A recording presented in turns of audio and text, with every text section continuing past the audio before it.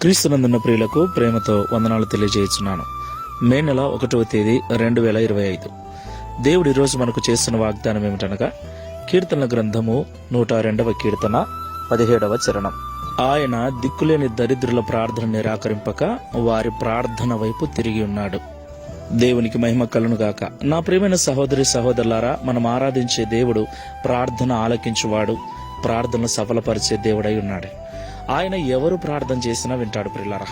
అయితే లోకంలో ఎవరైతే దీనులై దరిద్రులై అందరి చేత త్రోసివేయబడి వెలివేయబడిన స్థితిలో ఉంటూ దేవునికి మొరపెడుచున్నారో వారి ప్రార్థన ఆయన ఎన్నడూ నిరాకరింపక వారి ప్రార్థన ఆయన అంగీకరించేవాడై ఉన్నాడు. దేవునికి మహిమ కలును గాక.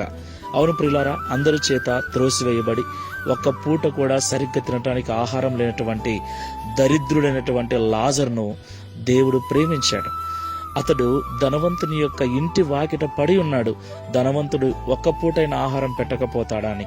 అయితే ఎంతో ధనమున్నటువంటి ఆ యొక్క ధనవంతుడు ఒక్క పూట కూడా లాజరుకు ఆహారం పెట్టడానికి మనసు లేనివాడుగా ఉన్నాడు.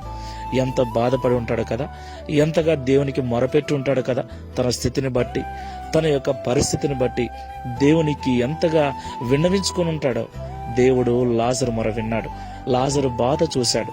కనుకనే లాజరు చనిపోయిన తర్వాత దేవదూతల చేత పరదేశకు కొనిపోబడ్డాడు. దేవునికి మహిమ కలుగును గాక. ఈ మాటలు వింటున్న ప్రియ సహోదరి సహోదరుడా, నీ స్థితి బాగాలేదని, నీ యొక్క ఆరోగ్య పరిస్థితి సరిగ్గా లేదని, నీ స్తోమత బాగాలేదని, నువ్వు చదువురాని దానమని, చదువురాని వాడవని, నీకు ఉద్యోగం లేదని ఈ లోకం నిన్ను నిందిస్తూ ఇబ్బందికరంగా మాట్లాడుతూ వెలివేయబడిన స్థితిలో, నీచముగా చూడబడుతున్న స్థితిలో ఉంటే భయపడద్దు. ఎవరు నిన్ను విడిచినా, ఎవరు నిన్ను దూరపరిచినా దేవుడు నిన్ను విడువడు, ఎడబాయడు. లాజరు వలె దేవునికి మొరపెట్టు, లాజరు వలె ప్రార్థన చేయి. తప్పకుండా ఆయన నీ మొర వింటాడు. ఒకరోజు నిన్ను ఆయన ఆశీర్వదిస్తాడు. నీ ప్రార్థనకు జవాబును అనుగ్రహించి నీ స్థితిగతులన్నీ మారుస్తాడు. ప్రార్థన చేసుకుందాం. ప్రేమ స్వరూపుడమైన తండ్రి, పరిశుద్ధుడైన ప్రభువా, మీకు స్తోత్రాలు చెల్లిస్తున్నాం.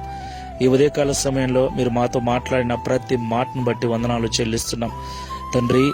దీనుల యొక్క దరిద్రుల యొక్క ప్రార్థన నిరాకరింపక వారిని మీరు ఆశీర్వదించే దేవుడై ఉన్నారని, వారి ప్రార్థనలు మీరు ఎల్లప్పుడూ వినేవారై ఉన్నారని మాతో మీరు మాట్లాడినందుకు స్తోత్రాలు చెల్లిస్తున్నాం. ప్రియ తండ్రి, ఈ ప్రార్థనలో ఏకీభవిస్తున్న వారిలో లాజరు వలె త్రోసివేయబడి తృణీకరించబడి దీనమైన స్థితిలో దారిద్ర్యాన్ని అనుభవిస్తూ ఎవరైనా నన్ను ప్రేమించకపోతారా, ఎవరైనా ఆదరించకపోతారని నిరీక్షణతో ఎదురు చూస్తూ నీ సన్నిధిలో మొరపెడుతున్నటువంటి బిడ్డలను జ్ఞాపకం చేసుకోండి. మీ గాయపడిన హస్తాన్ని వారి మీద చాపండి. ఇప్పుడే వారి ప్రార్థనలు మీరు అంగీకరించి వారి స్థితిగతులు మార్చి నీ నామ మహిమ కొరకు వారిని మీరు వాడుకొనమని అడుగుచున్నాను. తద్వారా ఈ దిన వాగ్దానమును మా అందరి జీవితంలో నెరవేర్చి మీ నామమునకు మహిమ ఘనత ప్రభావములు కలిగించుకొనమని యేసు నామములో ప్రార్థిస్తున్నాము తండ్రి. ఆమేన్. Praise the Lord. God bless you.